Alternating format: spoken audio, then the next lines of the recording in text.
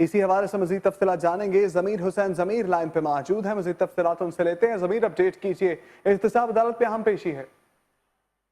आज बिल्कुल एहतसाब अदालत में आज साबिक वज़ीर-ए-आज़म मियां मोहम्मद नवाज शरीफ की अहम पेशी है और 8वीं पेशी है उनकी। वो इस वक्त भी एहतसाब अदालत के अंदर मौजूद है। केस की समाअत का बर वक्त आगाज हुआ था, लेकिन मियां मोहम्मद नवाज शरीफ के जो वकील है ख्वाजा आरज़, वो अदालत पेश नहीं हुए थे। उनके मामन वकील अदालत पेश हुए थे और कहा गया था कि वो हाई कोर्ट में मसरूफ हैं, तो वो थोड़ी देर तक आ जाएंगे।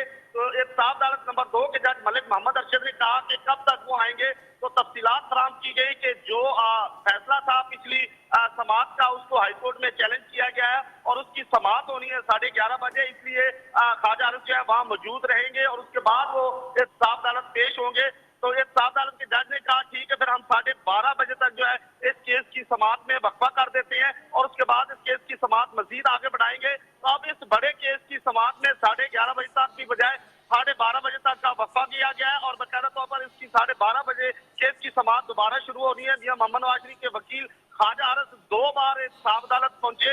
मियां मोहम्मद नवाज शरीफ से उन्होंने मुशावरत की और उसके बाद फिर वो यहाँ से हाई कोर्ट रवाना हो गया। तो अब हाई कोर्ट में जो फैसला जो अदालत का केस के रेफरेंस का मामला था, उसको चैलेंज किया गया था, वहां पे वो मौजूद है और उसके बाद वो यहाँ पहुंचेंगे। लेकिन मियां मोहम्मद नवाज शरीफ को भारी सिक्योरिटी में यहाँ पहुंचाया गया था।